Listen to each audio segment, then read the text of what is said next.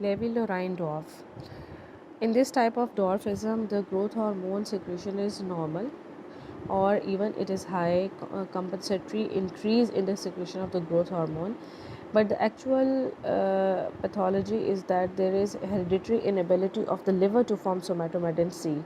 As I have already told you that the growth hormone exerts its effect on the bone and the growth of the bones and cartilage, and all its effects related to growth through somatomedin C. Somatomedin C is secreted from the liver, and it's also known as insulin-like growth factor 1. So in Levi-Lorraine dwarf, there is congenital abnormality in the synthesis of somatomedin C, and it results in the condition called dwarfism. Kasper-Hauser dwarf. Kasper-Hauser dwarf is because of the chronic abuse and neglect, and it can cause dwarfism in the children. This is a psychological type of dwarfism. In this, it is independent of malnutrition, and it is named after the name of the patient, for the name of the patient with the first reported case, Kasper-Hauser dwarf. Achondroplasia. Achondroplasia, it is the most common form of dwarfism in humans, and it is characterized by short limbs with a normal trunk. It is an autosomal dominant condition caused by a mutation in the gene that codes for fibroblast growth factor receptor 3. This member of the fibroblast growth receptor family is normally expressed in cartilage and brain. This is a type of achondroplasia. The limbs are the short, and the axial skeleton is normal. How can we treat the growth hormone deficiency? The growth hormones from different species of the animals are sufficiently different. They cannot be used directly for the treatment of growth hormone deficiencies in humans because they are different from the human species. Human growth hormone can now be synthesized by E. coli bacteria as a result of successful application of recombinant DNA technology. The dwarfs who have pure growth hormone deficiency can be completely cured if treated early in life. Human growth hormone may also prove to be beneficial in other metabolic disorders because of its widespread metabolic functions. Sheehan. What is Sheehan syndrome? Sheehan syndrome, I told you earlier that the panhypopituitarism in adults can also be because of the thrombosis of the vessels of anterior pituitary gland or decreased blood supply to the anterior pituitary gland. This is the condition in which there is decreased blood supply of the anterior pituitary gland, so it results in destruction of the gland, and it results in the condition like panhypopituitarism. Sheehan syndrome it is because of the postpartum hemorrhage in the females just after delivery of a child. If a female gets postpartum hemorrhage, excessive bleeding after the delivery, there could be a decrease or deficiency of the blood supply to the anterior pituitary. It results in a condition like shock and ischemia and infarction of the pituitary gland.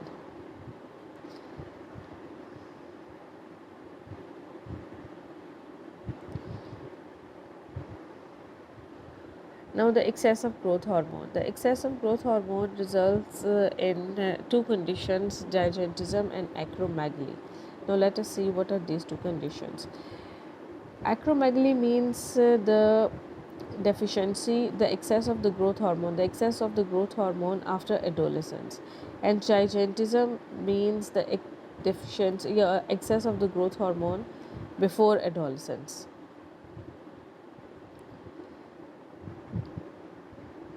Gigantism is because of the acidophilic tumors, as it is excess of the growth hormone secretion. So the most common cause of the gigantism in children is the acidophilic tumors.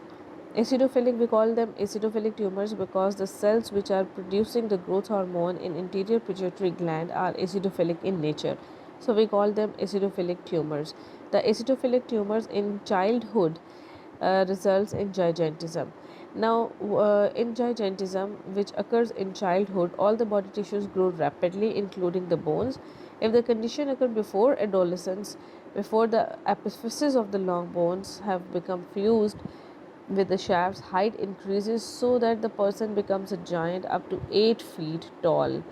ये इसमें ये होता है कि जाइजेंटिज्म में कि अभी चूँकि एपिफिसिस क्लोज नहीं हुए होते, फ्यूज़ नहीं हुए होते लॉन्ग बोन्स के साथ, शैफ्ट्स के साथ, तो हाइट बहुत ज़्यादा इंक्रीज़ हो जाती है and the child becomes tall and tall and tall, 8 feet तक चली जाती है height. The giant has hyperglycaemia. दूसरे फीचर्स जो होते हैं उसमें क्या होता है, ग्रोथ हार्मोन एक्सेस है, हाइपरग्लाइसीमिया होता है. Beta cells of the islets of Langerhans in pancreas are prone to degenerate because they become overactive, showing to hyperglycemia. हमने ये पढ़ा था कि जब हाइपरग्लाइसीमिया होता है ग्रोथ हार्मोन की वजह से, that leads to increase secretion of the insulin. तो इंसुलिन जो है उसमें जब ग्रोथ हार्मोन एक्सेस होगा बिकॉज ऑफ द ट्यूमर, तो इंसुलिन के लेवल्स बहुत ज़्यादा जो है हाई हो जाएंगे and that leads to burning of the beta cells of the pancreas, क्योंकि these are the cells which are secreting insulin. तो ओवर एक्सेसिव सिक्रीशन की वजह से क्या होगा, डिस्ट्रक्शन हो जाएगी इन सेल्स की. In 10% of the giants, full-blown diabetes mellitus eventually develop. पहले हाइपरग्लाइसीमिया हुआ, हाइपरग्लाइसीमिया की वजह से इंसुलिन के लेवल्स इंक्रीज़ हुए, इंसुलिन के लेवल्स इंक्रीज़ होने की वजह से पेनक्रियाटिक बीटा सेल्स जो हैं उनकी डिस्ट्रक्शन हो गई, उनकी ओवर यूजेज की वजह से उनकी क्या उसको कहते हैं हम बर्निंग ऑफ द सेल्स, और उसकी वजह से फुल ब्लोन डायबिटीज़ पे और मज़ीद हाइपरग्लाइसीमिया हुआ, that leads to the full blown diabetes mellitus. In most giants, the panhypopituitarism eventually develops if they remain untreated. पहले तो एक्सेसिव हार्मोन सिक्रीशन हो रही थी, लेकिन अगर इसको हम ट्रीट नहीं करेंगे, if it is left untreated, then it leads to panhypopituitarism, यानी deficiency of all the hormones. And it is usually caused by a tumor of pituitary gland that grows until the gland itself is destroyed. This means that the tumor grows in a so large size, up to so large size that it destroys the whole of the gland. This eventual general deficiency of pituitary hormones usually causes death in early adulthood. However, once gigantism is diagnosed, further effects can often be blocked by microsurgical removal of the tumor or by irradiation of the pituitary gland. Now, acromegaly. If an acidophilic tumor occurs after puberty, the condition is known as acromegaly. क्योंकि जो adolescence के बाद या puberty के बाद क्या होता है कि एपिफिसिस जो है वो लॉन्ग बोन्स के शाफ्ट्स के साथ फ्यूज़ हो चुकी होती है. There is no further increase in the length of the long bones. तो इस कंडीशन को हम एक्रोमेगली कहते हैं. इसमें क्या होता है, there is enlargement in the bones और marked enlargement in the bones of the hands and feet. बड़े बड़े हो जाते हैं हाथ और पाँव. And in the membranous bones, specially membranous bones के अंदर, क्योंकि लॉन्ग बोन्स तो ग्रो नहीं करना, मेम्ब्रेनस बोन्स जो है वो थ्रू आउट लाइफ आपको पता है उसमें कुछ ना कुछ ग्रोथ होती है.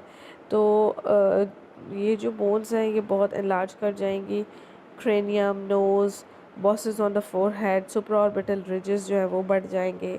लोअर जॉ बोन्स जो है वो प्रोट्रूड कर जाएगी and portions of the vertebra, because their growth does not cease at adolescence. The lower jaw protrudes forward, sometimes as much as half an inch. Forehead slants forward because of the excessive development of supraorbital ridges. The nose increases to as much as twice normal. Feet require size 14 or larger shoes. The fingers become extremely thickened so that the hands are almost twice normal size. Changes in the vertebrae ordinarily cause a hunchback, which is known clinically as kyphosis. Many soft tissue organs such as the tongue, liver, and especially the kidneys become greatly enlarged. Carpal tunnel syndrome occurs in these cases. क्यों? क्योंकि इतनी hyper वो हो जाती है, tissue soft tissues की भी इतनी हाइपरट्रॉफी हो जाती है कि जो कार्पल टनल है उसके अंदर से the median nerve is passing, आपको पता है, you have read in anatomy. तो उसमें से चूँकि मीडियन नर्व पास कर रही होती है, तो जब सॉफ्ट टिश्यू बहुत ज़्यादा ग्रो कर जाता है, that lead to the compression of median nerve. And the symptoms of carpal channel syndrome. और पिट्यूटरी डायबिटीज़ हो जाती है। पिट्यूटरी डायबिटीज़ भी आपको पता है because of the increase levels of glucose in blood. ये पिक्चर है एक्रोमेगली की। इसमें आप देखें कि जॉ बोन जो है वो किस तरह बाहर आई हुई है, सॉफ्ट टिश्यू भी ज़्यादा हुआ है। अगर इसको हम एक्सरे पे देखें तो इसमें देखें आपकी किस तरह जो हैंड की फिंगर्स और ये सारा हाथ का साइज़ और स्कल बोन्स और जॉ बोन्स जो है वो उनका साइज़ कितना इंक्रीज़ हो गया।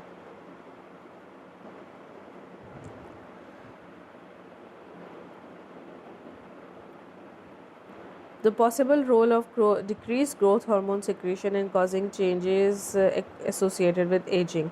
इसका मतलब ये है कि अगर growth hormone के levels कम हो, that leads to early aging. In people who have lost the ability to secrete growth hormone, some features of the aging process accelerate. Like the physical and physiological effects are increased wrinkling of the skin, diminished rates of function of some of the organs, and diminished muscle mass and strength. अगर आप इसको देखें, ये Guyton में दिया हुआ है 5 to 20 years की एज पे 6 नैनोग्राम पर ml होते हैं लेवल्स प्लाज्मा में ग्रोथ हार्मोन के। At the age of 20 to 40 years these levels are decreased to 3 nanogram per ml, and at between the age of 40 to 70 years the levels of the growth hormone are further decreased to 1.6 nanogram per ml. तो इस अगर इन levels के ऊपर हम गौर करें तो we can say कि the ageing process is somehow because of the decrease level of the growth hormone. ठीक है, और इसी को अगर हम दूसरे तरीके से देखें तो हम ये कह सकते हैं कि अगर एडल्ट्स के अंदर भी लो लेवल्स हों ग्रोथ हार्मोन्स के तो it can lead too early ageing, या एजिंग के फीचर्स जो हैं वो आने शुरू हो जाते हैं। The growth hormone therapy in older people have demonstrated three important beneficial effects. Increased protein deposition in the body, especially in the muscles. अगर हम older people के अंदर ओल्ड पीपल के अंदर अगर हम ग्रोथ हार्मोन के इंजेक्शंस लगा दें या ग्रोथ हार्मोन थेरेपी स्टार्ट कर दें तो वो उनको जो है 3 फ़ायदे मिलते हैं। Number 1 is the increase protein deposition in the body specially in the muscles, 2 decreased fat deposits, and third a feeling of increased energy. But there are some desirable side effects of the growth hormone therapy in old people, like insulin resistance and diabetes, edema, carpal tunnel syndrome, and arthralgias. They may be produced in those people who are taking the growth hormone therapy.